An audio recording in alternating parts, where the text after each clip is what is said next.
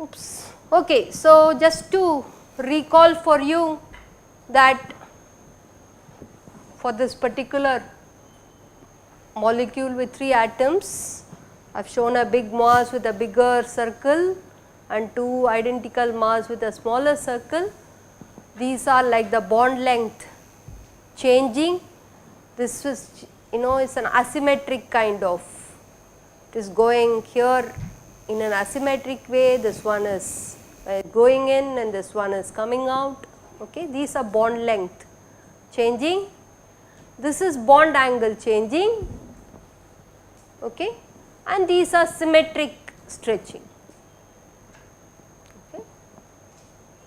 So, this you would have seen in the video also. So, we would like to see how to get these pictures from group theory.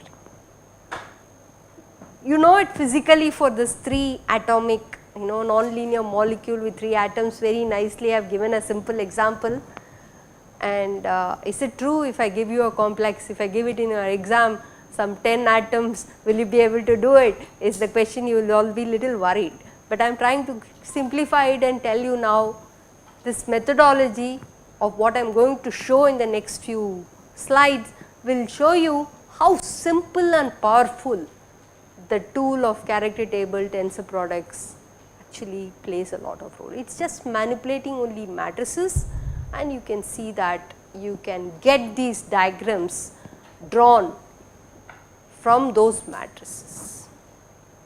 Okay. Still it is a suspense, but you will see it today by the end of today's lecture. I hope I can drive in the fact that normal modes of at least the non-linear 3 triatomic molecule you can understand from this picture. Okay.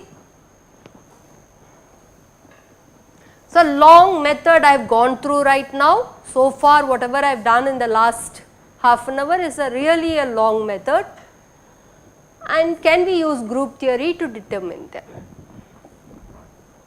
Okay. Okay. Now comes the matrix representation. I have tried to use the basis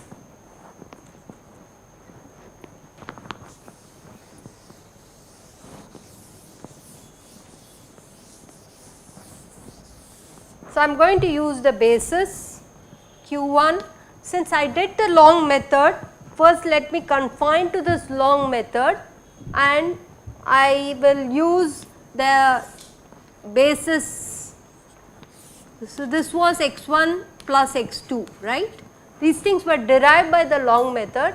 Let me for completeness write the basis for these and then worry about how to get these bases also in the next step. Okay.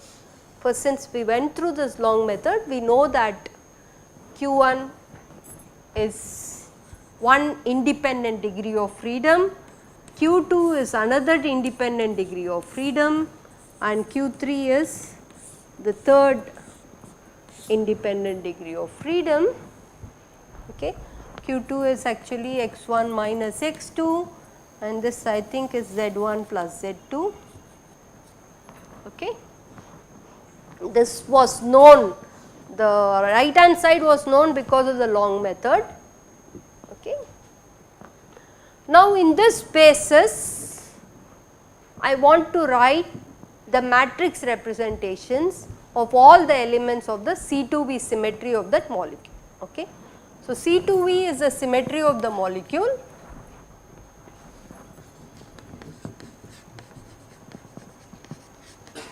Of the trilinear, non-linear triatomic molecule.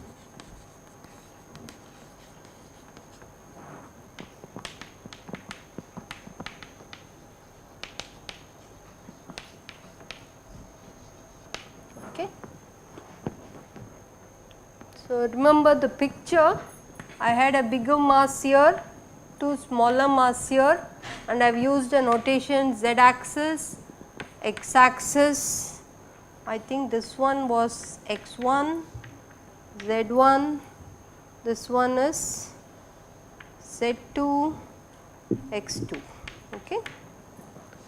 So, this is what I am using as the degrees of freedom in the xz plane for every atom in that molecule. Yeah.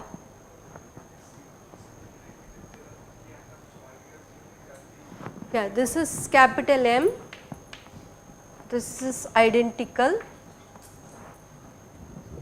that right, that is the way I am looking at it. I am taking it is, you assume that the molecule is quite heavy and you are putting the axis through that molecule and do the rotation C2.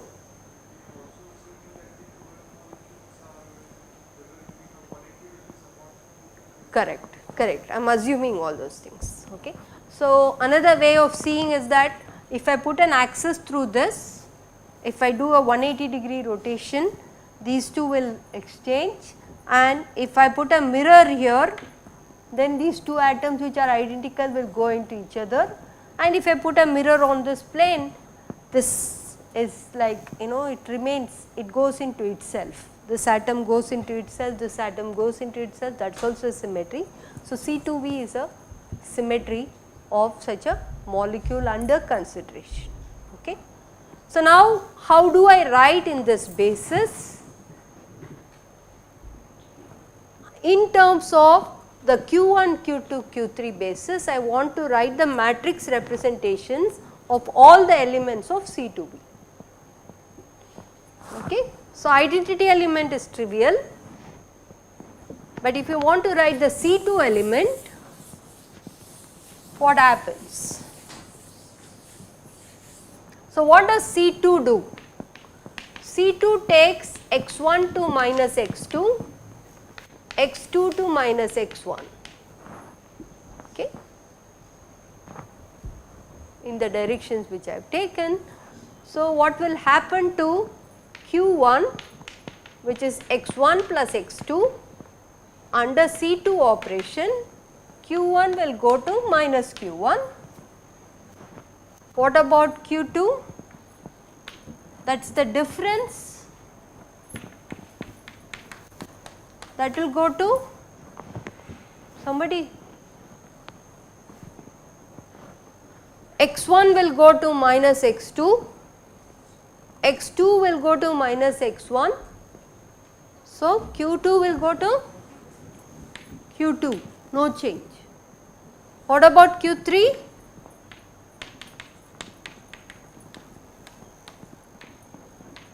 Okay. So, the corresponding matrix representation for this, which is a 3 cross 3 matrix, it better be reducible, because C2V is an abelian group with each irrep being one dimensional. You cannot get a 3 cross 3 matrix. 3 cross 3 has to be reducible. For the C2 element, in this basis Q1, Q2, Q3 will be such that when it acts on Q1, it should go to minus Q1, Q2 should remain this, Q3 should remain this. Tell me what will be the matrix? Minus 1, 0, 0, 0, 1, 0, 0, 0, 1. Is that clear? So, write out for the sigma V, treat it to be the xz plane. Sigma V is also like the identity matrix as I shown in the screen. Okay. So, identity element is this, C2 element is this, which I worked it out elaborately now. Sigma V is the xz plane, you will not change x or z coordinate. So, Q1, Q2, Q3 will remain invariant, but if you take the yz plane, x coordinate is going to change sign, right, and you can show how the elements in Q1, Q2, Q3 are modified.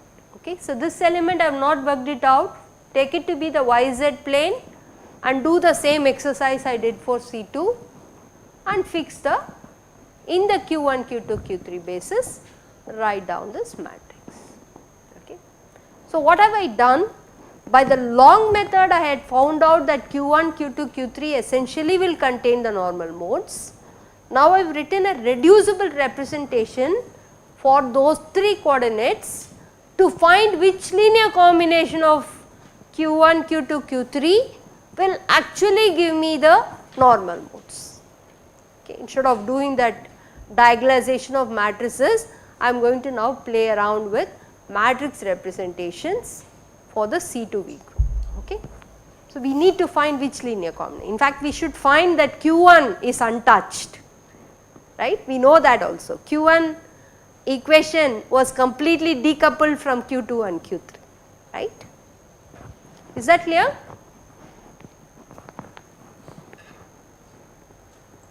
Okay.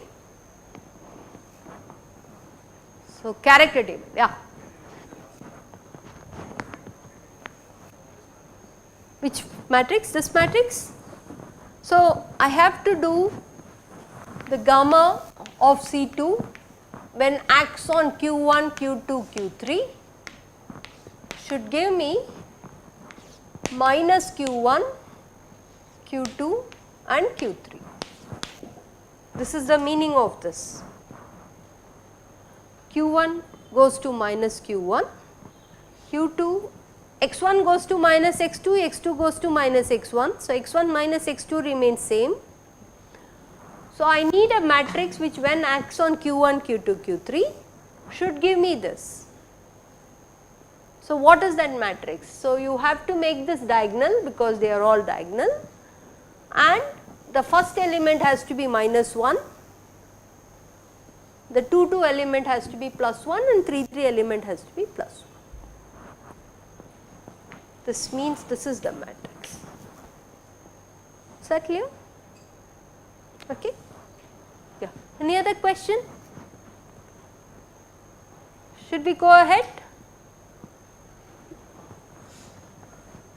Okay. So, back to our character table, basis states and so on. Okay. This representation reducible, I am calling it as the notation I am using on the slide is V. It is a reducible representation, and you can find the characters for the identity element. Of course, trace of the 3 cross 3 matrix is identity, and y xz plane will also be an identity matrix. So, that trace is also 3. This one trace, of course, you can see that the trace turns out to be 1, right. For the C2 trace is 1, and similarly for sigma v prime, which is the yz plane, you can find out what is the trace. Okay. So, once I have this, what do I have to do? I have to find out what is the number of times any of these irreps occurs in the reducible representation. Okay.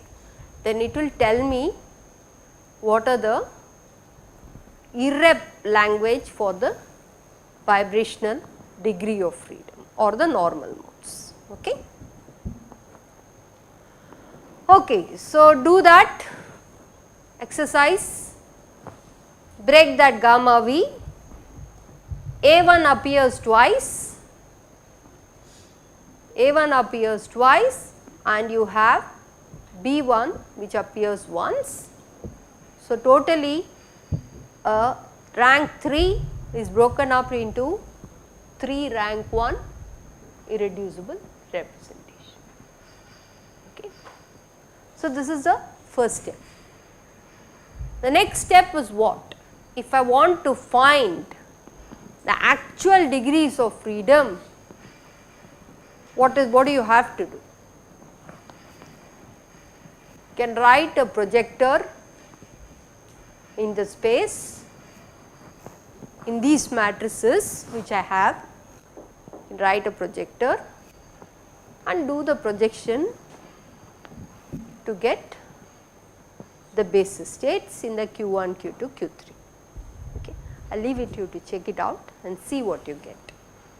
You understood? So, given this, you can write a projector for the A1 representation. This projector will involve character of A1 times the gamma V 3 cross 3. Okay. Check the rank of this matrix. Because V is broken up into A1 twice, I would think that the rank is 2, and find the basis states. Okay. Will you do that? So, PA1 on an arbitrary vector should give me a piece which is 1 0 0. What does that mean? This is Q1. Okay. One of the vibrational modes is exactly Q1. Okay. So, Q1 is x1 plus x2. Clear? One of the vibrational mode is exactly Q1 if you find this, but I am going to leave it to you to check this out. And if it is a rank 2 matrix, should be able to find 2 independent bases, linearly independent bases. The other bases should involve not this one, but the Q2 under Q3. Is that clear? So, this part I am not doing it, but please check it out and then do that long winded diagonalization to see whether you get the same linear combination of Q2 and Q3.